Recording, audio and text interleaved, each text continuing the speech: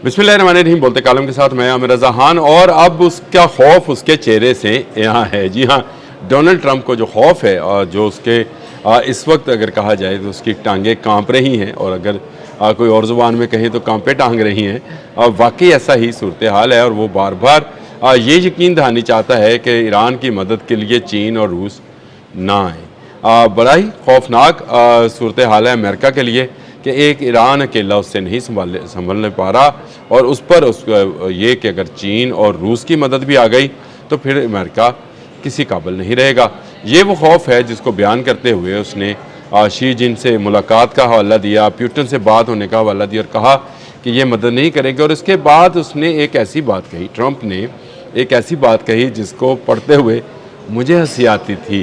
उसने कहा कि मैंने तो जो है यूक्रेन को कोई असला नहीं दिया, ज़ेलेंस्की को, और जो असला दिया है मैंने दिया था नेटो को। नेटो ने आगे उसको कहाँ दिया, ये मेरा तल्लक नहीं है। तो रूस भी किसी और को असला देगा, वो असला आगे कहाँ देगा, ये उसका भी तल्लक नहीं होगा। अगर आप घुमाकर बात को जो है ला सकते हैं तो फिर शुमाली कोरिया के रास्ते भी असला जा सकता है, चाहे वो रूस है चाहे वो चीन है।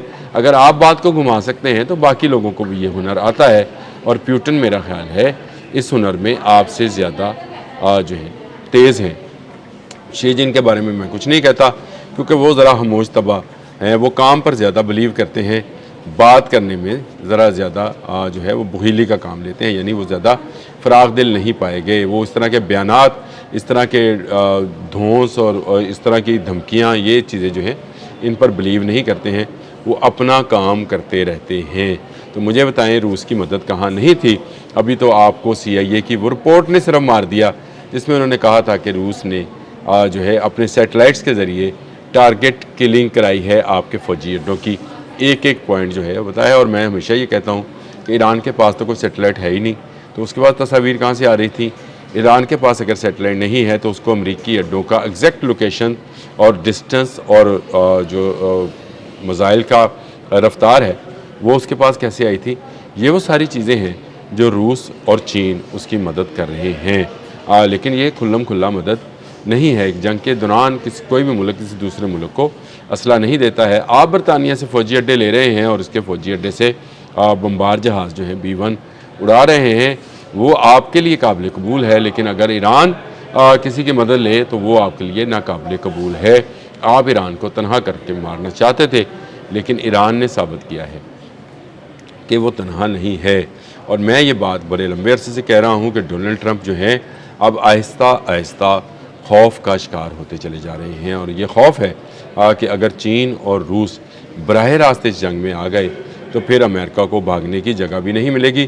जो अकेला ईरान का मुकाबला नहीं कर सका, वो फिर इन दो बड़ी ताकतों का, जो कि इस वक्त आलमी मंजरनामे पर अमेरिका से बड़ी ताकतें हैं। ये मैं आपको बता चुका कि नंबर 1 का जो खुद साख्ता टैग था अमेरिका का, वो ईरान वॉर के बाद उस 40 रोज़ा जंग का, जिसका आगाज़ 28 फरवरी को इसराइल ने किया था और अमेरिका को बुलाया था अपनी मदद के लिए, वो ख़त्म हो चुका। अगर 40 दिनों में भी ये ईरान के 1 इंच पर कब्ज़ा नहीं कर सके तो अब 7 जुलाई से आज 25 जुलाई है, तो मुझे बताएं कि ये इन दिनों में इसने क्या तीर मार लिया। ये ठीक है कि ये अपनी बमबारी से, अपने मिसाइल जो है गर्दी से जो ईरान को नुकसान पहुंचाने की कोशिश करता है, लेकिन ईरान का अज़्म हौसला इनके मिसाइल से कहीं बुलंद है, और ये बुलंदी जो है गिराना मुमकिन नहीं है। और अब ये मिन्नत पे आ गए हैं कि ईरान की मदद ना की जाए, ना रूस करे ना चीन करे। प्यूटन ने भी वादा किया था, शी जिन ने भी कहा था कि असला नहीं दूंगा, लेकिन आपने भी तो ये कहा था कि आप ज़ेलेंस्की को असला नहीं देंगे, आप ज़ेलेंस्की की जंग बंद कराएंगे और ज़ेलेंस्की की मदद बंद करेंगे। और बाद में आपने नेटो के ज़रिए वो वेपन्स जो है उसको देना शुरू किए, जो आज भी ज़ेलेंस्की की मदद कर रहे हैं रशिया के ख़िलाफ़। तो क्या रशिया ईरान में आपसे बदला नहीं चुकाएगा?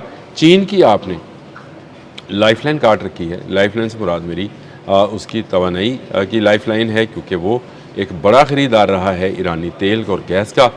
वहाँ से उसको अगर आपने हमस को ब्लॉकेट करके जहाज़ों पर हमला करना शुरू कर दिया है, तो आप ख़ुद अंदाज़ा कर सकते हैं कि चीन इस वक्त इस परेशानी में है। वो उस बाबल मंदक वाली साइड से 2 सऊदी जहाज़ों में आयल भर के वो अपने मुल्क में लेकर गया है, जो कॉस्टली उसको आलमी कीमत से भी डबल में पड़ेंगे। फासला बहुत ज़्यादा हो जाएगा। और इसकी कॉस्ट बहुत ज़्यादा होगी। और फिर ईरान से तो सस्ता तेल मिलता था क्योंकि ईरान बार्टर पर लेता था। ईरान चाइनीज़ करेंसी में उनके साथ डील करता था और उसके बदले में वो टेक्नोलॉजी और असला ख़रीद रहा था और तेल एक तरह से चीन को मुफ्त में पड़ रहा था। लेकिन अब उसे ख़रीदना पड़ेगा तो उसकी इकॉनमी पर भी फ़र्क आएगा। और मैंने आपसे कहा कि शी जिन काम पर यकीन रखते हैं, शी जिन बयान पर यकीन नहीं रखते हैं। ट्रंप के खौफज़दा होने की अलामात जो हैं वो आपको आहिस्ता आहिस्ता नज़र आना शुरू हो रही हैं। अभी वो ये कह रहा है कि ईरानी जो है मुज़ाकरात तो करना चाहते हैं लेकिन अभी मुज़ाकरात के मूड में नहीं हैं, बिल्कुल नहीं है। ईरान ने साफ जवाब दिया है इराक़ को, ईरान ने साफ जवाब देना है अमान को, क्योंकि अब अमानी वफ़द जो है वो ईरान में मौजूद है कि किसी तरीके से अमेरिका के साथ डील की जाए और अमेरिका को एक मरतबा फिर सेफ पैसेज मिले, वैसा ही सेफ पैसेज जैसा उसको 40 रोज़ा जंग के बाद पाकिस्तान ने लेकर दिया था। लेकिन ये पाकिस्तान के अलावा कोई दूसरा मुल्क कर नहीं सकता है। जहाँ तक खलीज फ़ारस है वहाँ एक तरफ ईरान है, दूसरी तरफ ओमान है।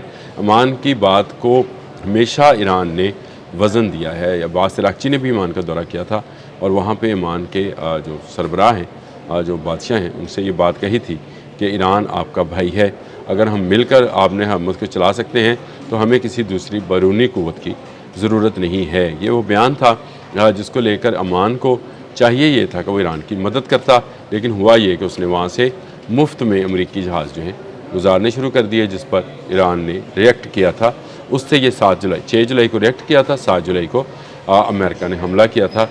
ये वो जंग है जो आज 25 जुलाई तक जारी है। दोनों तरफ से हमलों का दावे किए जा रहे हैं, दोनों तरफ से कहा जा रहा है कि उनके फ़ौजी बेसिस पर जो है बमबारी और मिसाइल्स और ड्रोन जो हैं वो गिराए जा रहे हैं। ये एक ऐसी सूरत हाल है जिसमें अब अमेरिका का खौफ जो है उसके अल्फाज में आता चला जा रहा है, क्योंकि अमेरिका के अंदर बहुत ज़्यादा रिजेंटमेंट है, खुद रिपब्लिकन्स के अंदर इसकी बहुत ज़्यादा जो है तनकीद पाई जाती है कि अमेरिका इस जंग में अरबों खरबों डॉलर जो है वो डुबो रहा है। 37.5 अरब तो इस जंग से, ये 7 जुलाई वाली जो जंग का ये वाला फेज़ है, इससे पहले के हैं। और अब इसके बाद से जो है इसके बाद कितना खर्च होगा ये भी कुछ किसी को अंदाज़ा नहीं है, क्योंकि 89 ट्रिलियन डॉलर जो है वो मज़ीद मांगे गए हैं कि जी ये हमें इस जंग के लिए चाहिए। ट्रिलियन चाहिए, बिलियन चाहिए, अच्छा चले बिलियन डॉलर्स कर लेते हैं, चाहिए। हेक्सत ने ये बात कही है और हेक्सत की ये बात जो है किसी हद तक जो है वो दुरुस्त भी है कि उनके पास अगर इतना पैसा हो तो वो ईरान के साथ जंग को जारी रख सकते हैं, जो अगले कई माह तक जारी रहेगी। लेकिन इस अगले कई माह तक तेल की कीमतें कहाँ जाएंगी, अगले कई माह तक तजारत कहाँ जाएगी, चीन कहाँ खड़ा होगा, रूस कहाँ खड़ा होगा, ये बात भी सोचने की है। और क्या शुमाली कोरिया जो है वो ईरान की इसी तरह से मदद करता रहेगा, ये वो अहम सवाल है जो डोनाल्ड ट्रंप को रात को सोने नहीं देते हैं।